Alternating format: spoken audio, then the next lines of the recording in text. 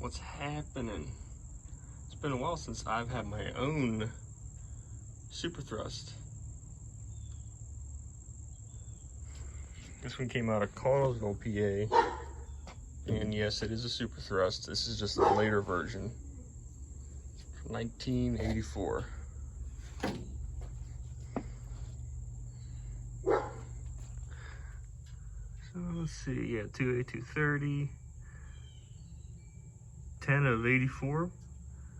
2800 watts. 17,600. Or I'm sorry, 17.9. So call it an 18,000. Not sure if this was an older superthrust. It'd be what, controls, blower, and evaporator over here. I guess apparently this is a plain Jane model, which, you know what, I'm fine with. It's simplistic.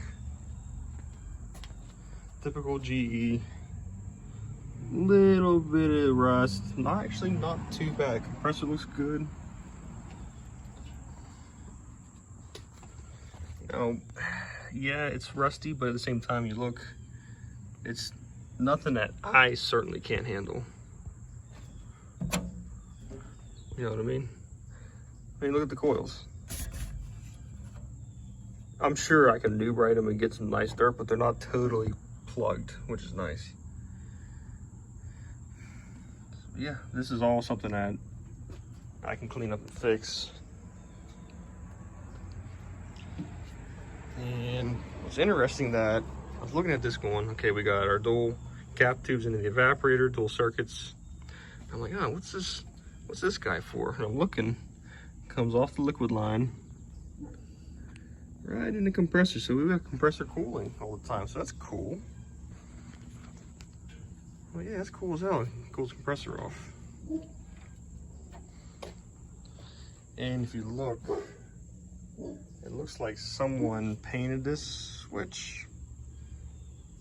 I'm kind of okay with it. I'm kind of seeing if it grows on me or if I'm gonna end up repainting this. You know, pull the tag off the bottom, paint these black. Not these, well, maybe these, we'll see. But these for sure.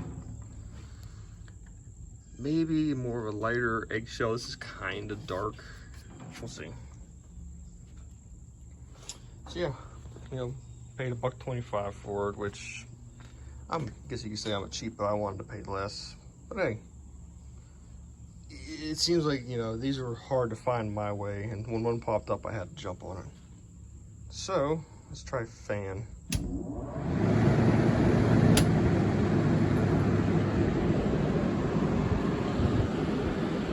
I've been thinking about testing my phone out as a dB meter because I want to see. I've been thinking about putting this in my living room next summer. I'm not saying the Husky doesn't do a good job, it actually does.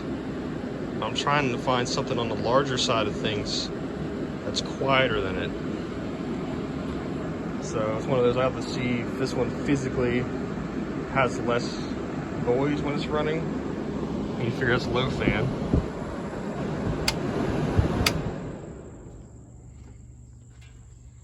So let's go for cooling. I'll stop the fan.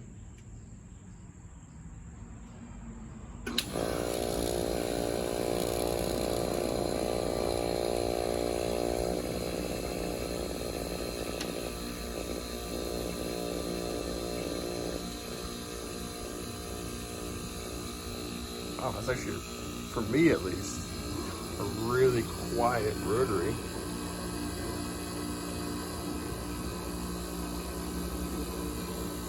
I did run this when I picked it up, and it did, you know, low cold air.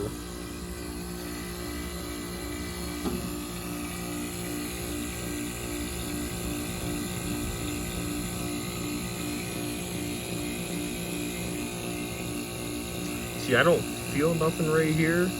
So I wonder if there's something internal that blocks it off till it gets us to a certain temperature and then throttles it or lets it in.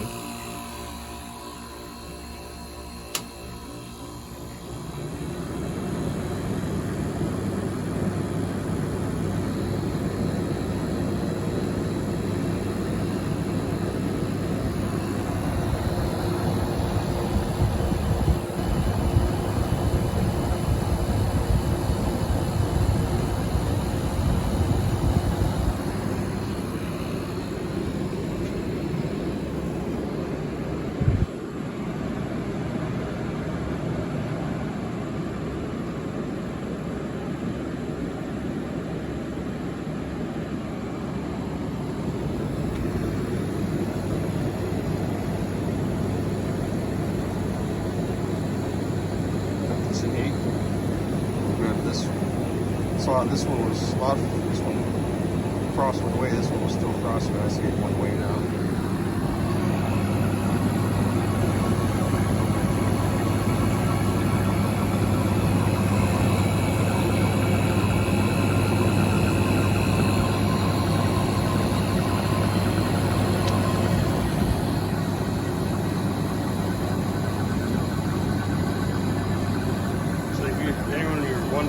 Change this over to a TXV.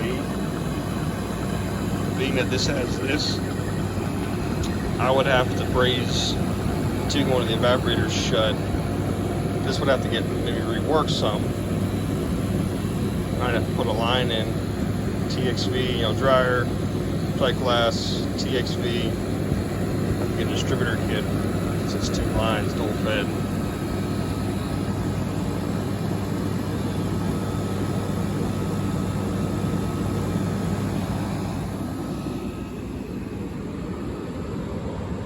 Oh yeah, I feel it.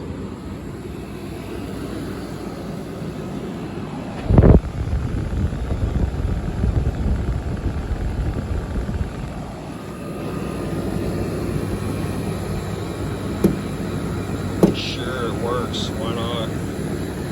There's some air coming out of it.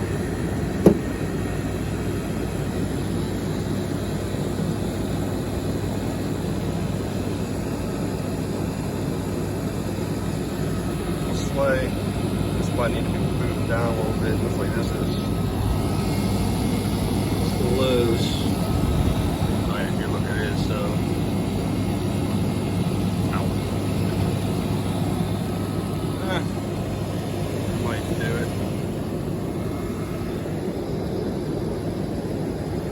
Works good though.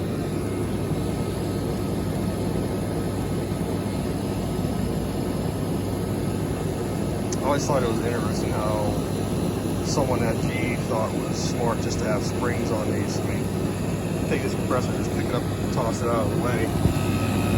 It's like, you know, you never want to turn these on their side, or especially upside down, because I mean, look at it, it's going to be everywhere. With the, for a rotary, I can't feel nothing through the cabinet. So maybe there is something to that.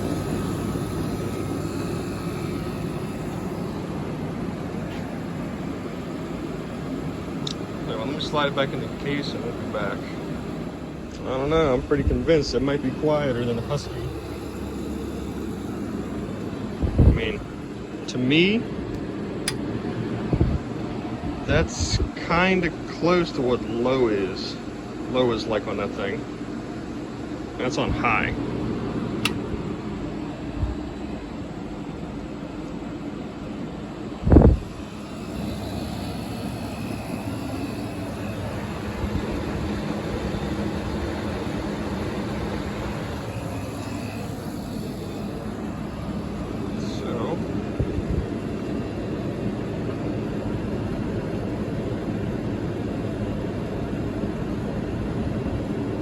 Mind you, this isn't the most accurate way for air temperature. I'm just too lazy to walk out to my van and grab a probe, but hey, it does the trick.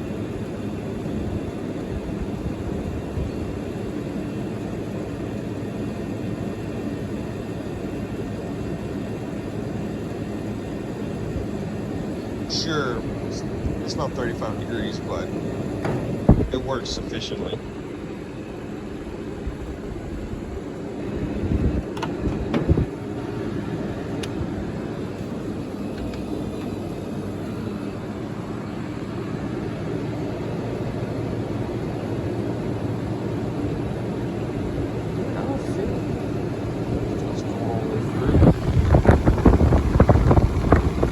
There. Let's see here. These look like the suction headers. Yeah, they're cold. Typical GE looking, needs all the foam replaced. So, let me get your guys' opinion. So it's down to, I think, let's see here. I have a tape measure in here. Of course, you know, I haven't touched the garage. Why would I do that? leave it a mess. That's how you gotta roll. And maybe there's one in here somewhere. I'll probably find it once I'm done with the video. Let's see. So it's down to thinking about this one because it's not too big for the space. It'll actually be pretty darn good. Should be able to flip the outlet over to a 220 outlet. I mean, let's see here. Let's see. 13.3 amps, so 20 amp circuit, which I have 12 gauge. Yeah, number 12 Romex. So I have to just switch the outlet, switch the breaker out. I should be able to switch the breaker out. And I have a 220 circuit there. So it's this one. I haven't thought about, because most of my larger chassis units are like 24,000, which too big. It honestly is just too big. It's this one, or I'll give you guys a hint. I'm sure some of you will pick it out instantly. It needs a transformer to be ran. I'll leave it at that. It's between this one and that one. I'm hesitant on the one with the transformer just because of the shape it's in. Let me put you that way. But nonetheless, take your opinions and see what you think. See ya.